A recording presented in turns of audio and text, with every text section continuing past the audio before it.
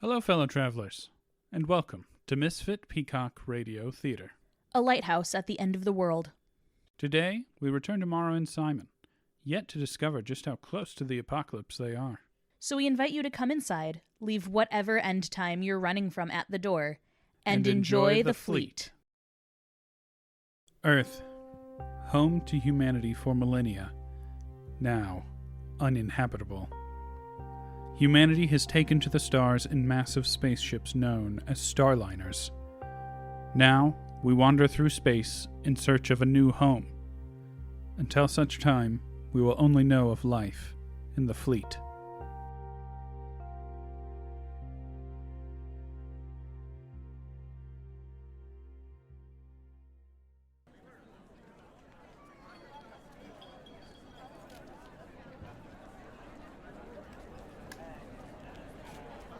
Once he leapt across the desk, I grabbed the closest thing I could find and swung. I don't know where I made contact, but it gave me enough space to get out of there. Can you describe this man? Big, muscular build, dark hair, pale skin. An ice-cold look in his eyes like the uncaring vacuum of space. Any other details you can give us? No. His face was mostly covered. Did you find the receptionist? Yeah, she's fine. Terrified, but she'll be okay. Is it alright if I head back to my shuttle? Actually, we are going to need you to stay on board the Olympia for at least the next 24 hours. Your shuttle will not be allowed to exit the docking bay. You will need to turn over any firearms you possess, and I'm going to need that package you took. Am I under arrest? No, not officially. But we don't have a full picture here, and need you to stick around in case we have any more questions. Now please hand over any firearms and that package. I don't carry a firearm, and I'm not giving you this package. It contains Class A material, meaning it can only be passed along a preset chain of command. The people in that chain are the recipient, the sender, and my commanding officer. Any person or governing body attempting to break that chain is in danger of violating the Overfleet Peace Agreement and risking action from Overfleet military. You won't mind if we double-check that information with your superior officers, will you? Not at all. I report directly to Lieutenant Courier Nadine, clearance code 9-35. We'll be sure to update them on your situation. You will also need to keep this with you at all times. It's a radio with a locked frequency channel. When we need you for questioning, we'll call using this. And if you don't respond with an immediate, "Yes, ma'am, I'm on my way," I'll come find you and drag you down to the station myself. Understood, officer.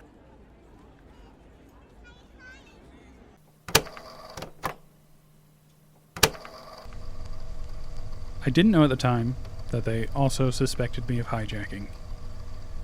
After the security officer let me go, I went back to my shuttle. I figured my best bet at clearing things up was to find whoever the proper recipient of that package was. I was going to check in with Nadine, then head back out. But as I walked back to my shuttle, every face in the crowd seemed to look at me with malice. I couldn't help but look over my shoulder every few moments as I walked, just to make sure there wasn't someone following me. The quiet side paths seemed just as dangerous as the crowded market. Not even the grandeur of the Olympia distracted me from my anxiety. Its bright golds and shimmering whites faded to gray in my mind and mixed together to create a meaningless brown backdrop to my thoughts. Despite the gray fog of my surroundings, I remained uncomfortably aware of life going on around me. The rhythm of everyday life pounding away like a desperate heartbeat. The heartbeat matched pace with my own, but louder so that I could hardly hear my own thoughts. I felt as if I'd been swallowed by some enormous monster. I had no idea how true that actually was.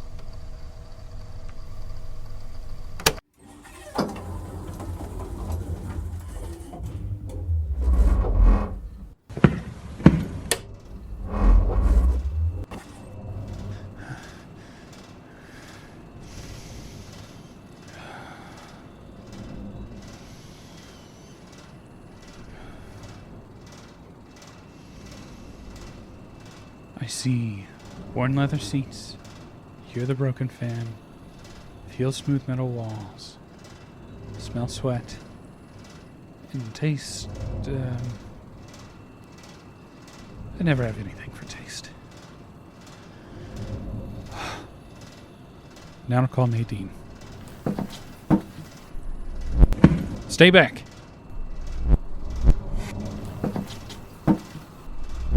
Okay. I'm calm. I see the blade. I'm not going to move. Please just tell me what you want. You want me to open the door? Okay.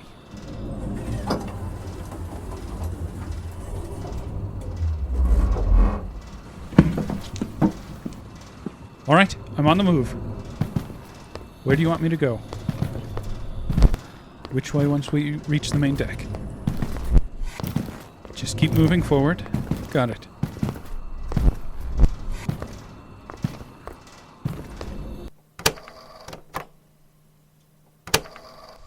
Honestly, it's hard to remember exactly what happened next.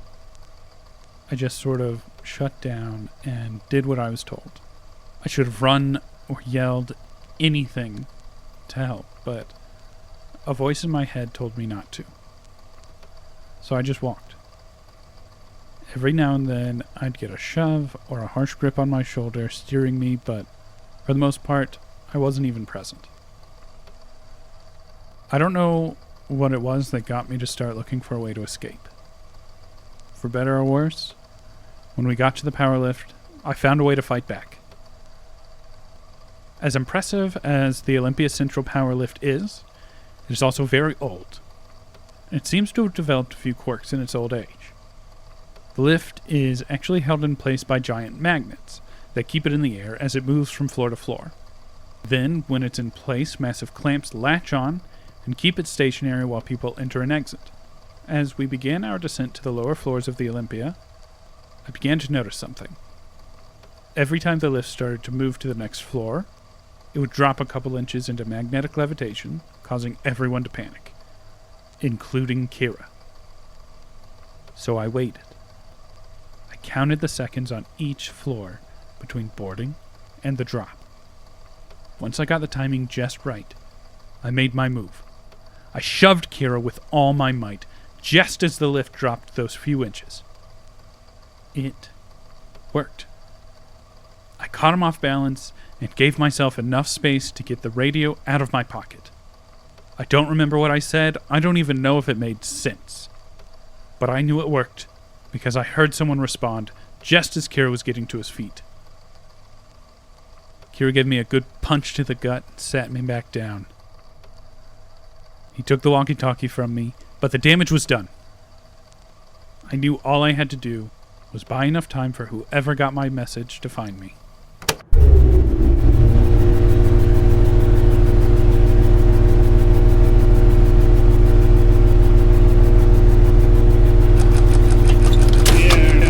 Now arriving on Deck Zero, special residential accommodations. Welcome home.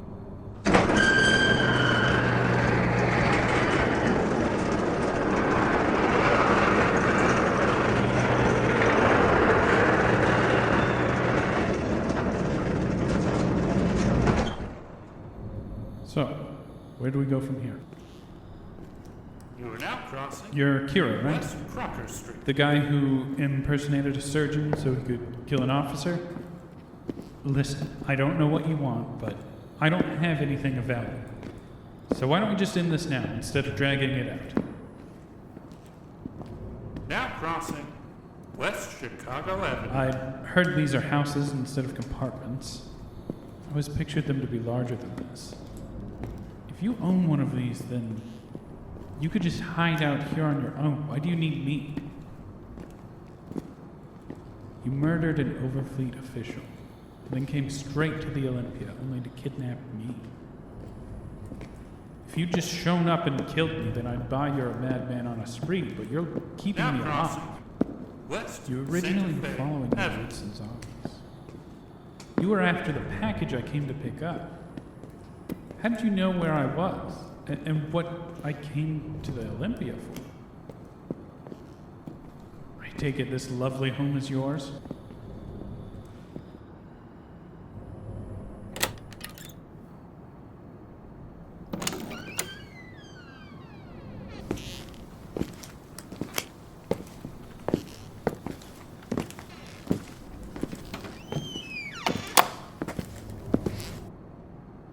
Okay, now where?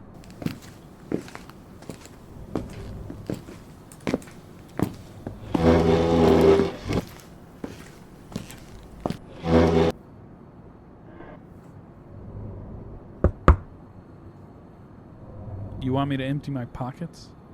You took the radio, that's all I had.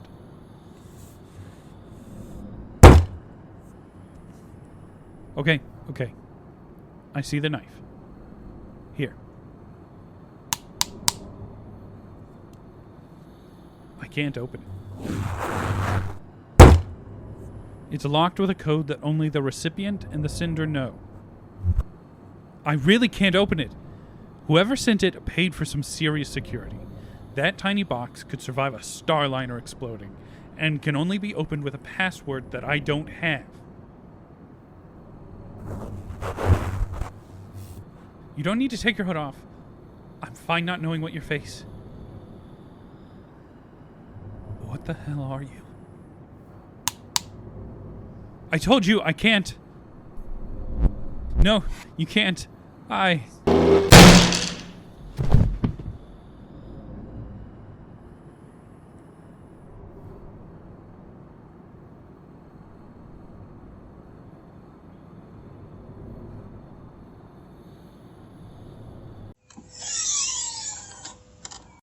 Simon? Simon, are you still there? What? Airlock seals engaged. No. Hey, let me out. I told you, I can't open it. I wasn't lying. Kira, right? Listen, I can help you.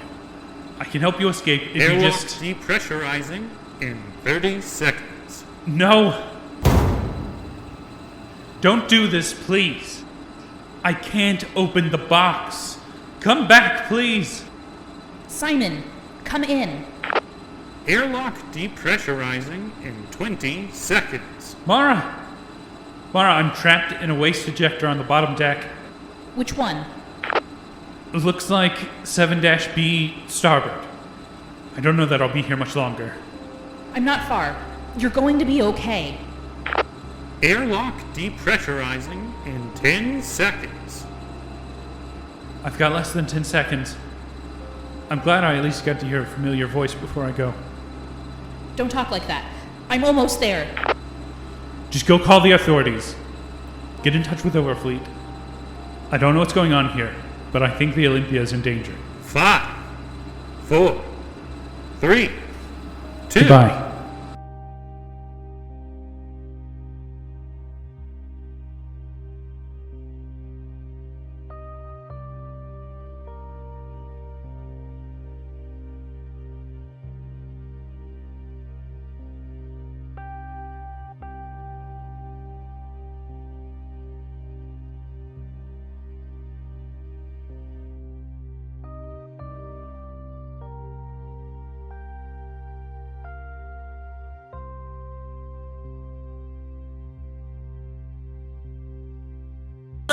Ah oui. Sécurisé.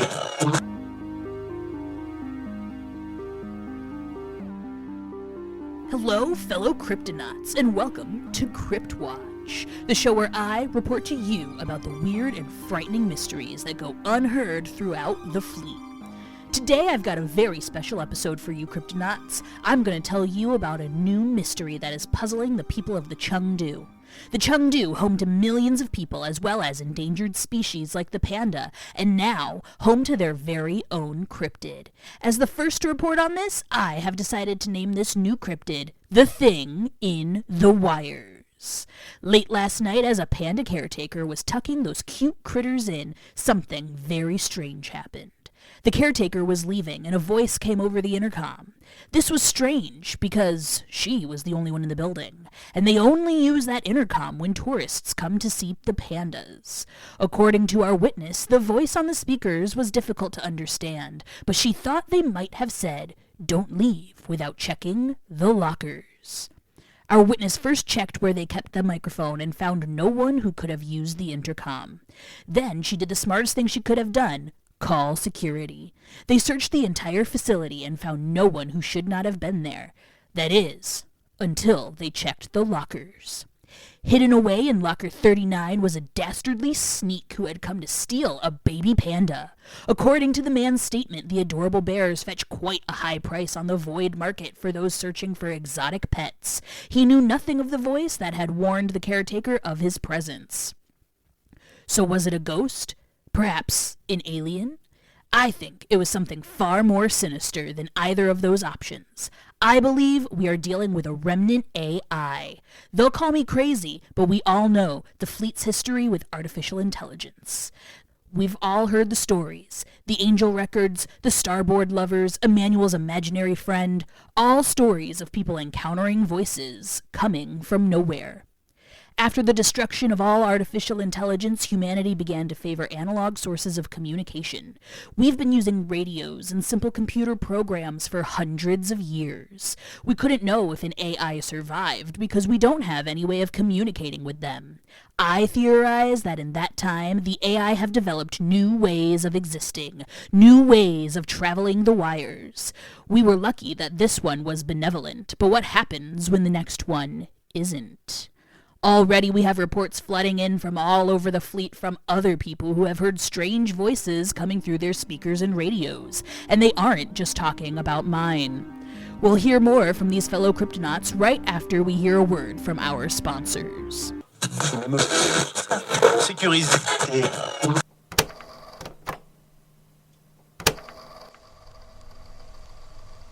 You know, if you unraveled the human circulatory system, all of those veins and blood vessels would measure something like 60,000 miles. If a couple 100 pounds of person contains the circumference of a planet, then what does a starliner contain? I can tell you it feels like 60,000 miles, at least when you're crawling through it. And that's not even the scary part. The worst part was climbing down the elevator shaft. There's a small space for engineers to climb down in there, but it's freezing cold. And even though the surface elevators pass by from a safe distance, it feels like they just miss you every time.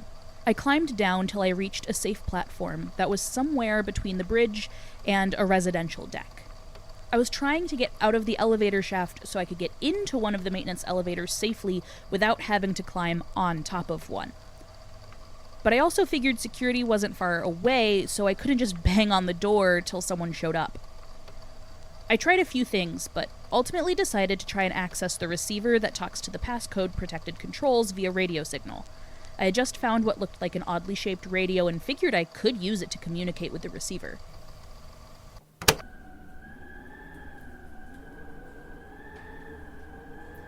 Always try 1, 2, 3, 4 first.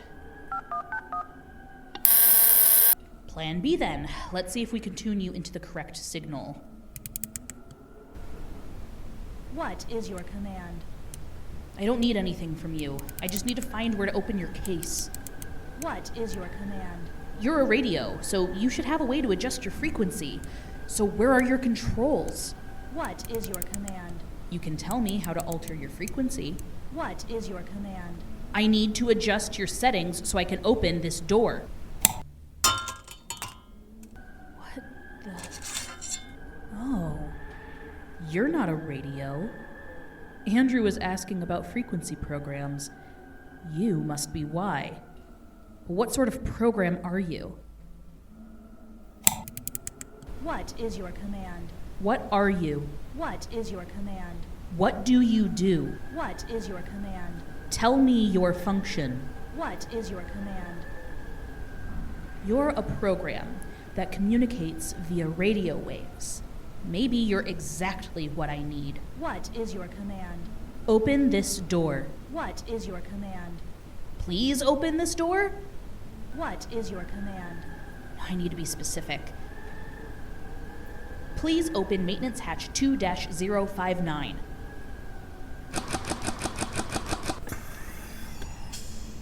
Yes! Thank you.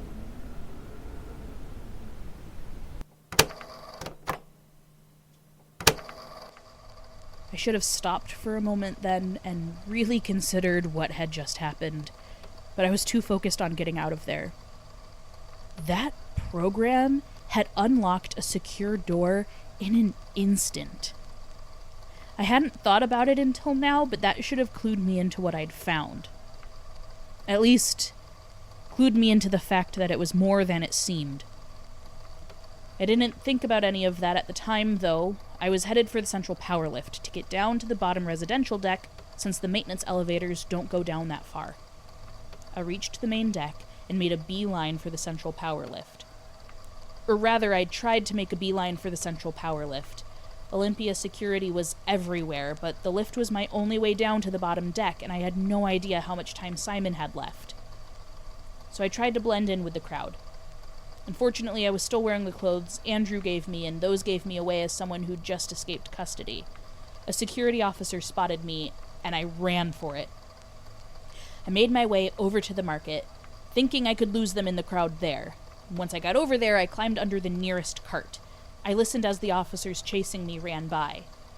As soon as the coast was clear, I climbed out and sprinted for the lift, praying that I wasn't too late.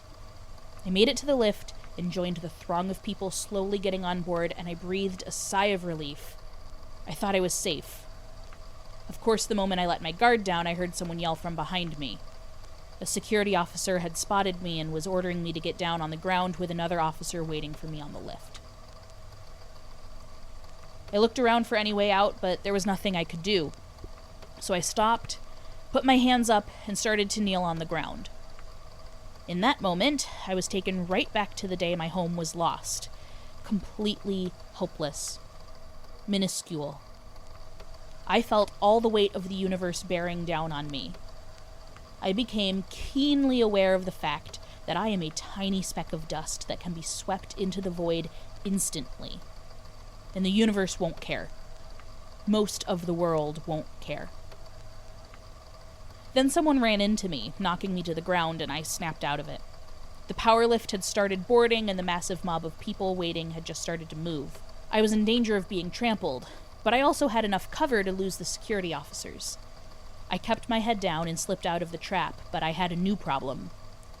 I'd been forced to move away from the power lift to lose security, and I wasn't going to make it back in time to get on board. That meant my only route to Simon was about to leave the station. So I did something desperate. I tried using the frequency program to stop the lift.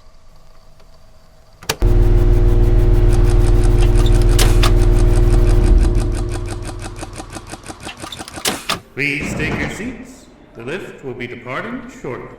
No. What do I do? Come on, Maura, think. What is your command? Can you stop the lift? What is your command? Command. Stop the central power lift. What is your command? More specific. Stop Olympia Central Power Lift. Transport 001. Now departing.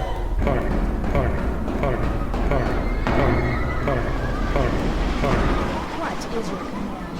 Resume normal Olympia Central Power Lift function. Transport 001. What is your command? No command. You've done plenty.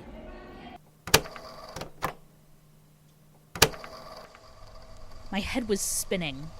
I couldn't believe what had just happened. I had just stopped a transport carrying hundreds of people in its tracks with 11 words, like it was nothing. My heart was racing. Adrenaline was coursing through my veins. I felt more powerful than I ever had in my life. I started thinking about all the possibilities this little thing was capable of. And that's when I got scared. What were its limits? Did it have any? Did anything in the fleet have protections against it? If the wrong person had their hands on it, could they shut down a ship's engines? Force a military ship to fire all of its weapons at a helpless starliner? Could they override a pilot's control and steer a starliner into the abyss? The possibilities were terrifying. The lift finally reached the bottom deck, snapping me out of that doom spiral. Just as the lift gates open, I heard from Simon again.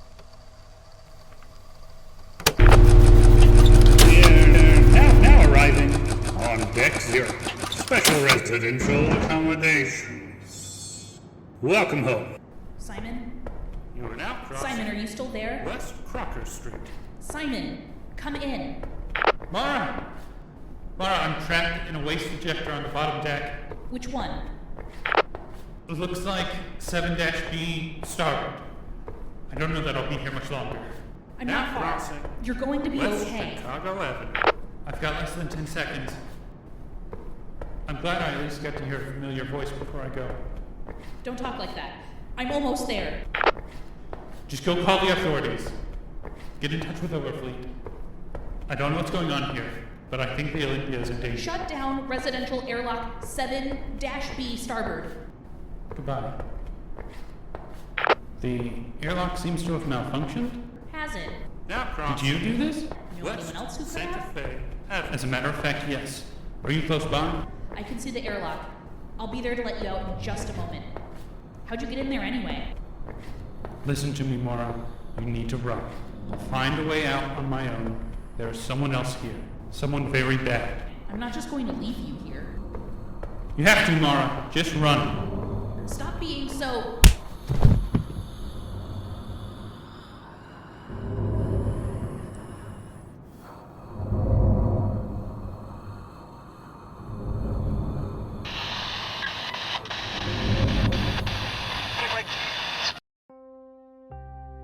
The Fleet is written, produced, and performed by Garrett Whiffen and Madia Medico.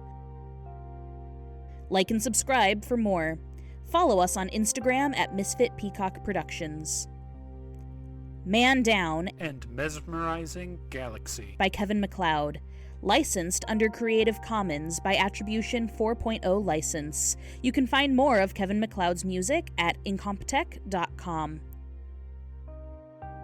The Fleet is a podcast distributed by Misfit Peacock Productions and licensed under a Creative Commons Attribution Non-Commercial Share-alike 4.0 international license.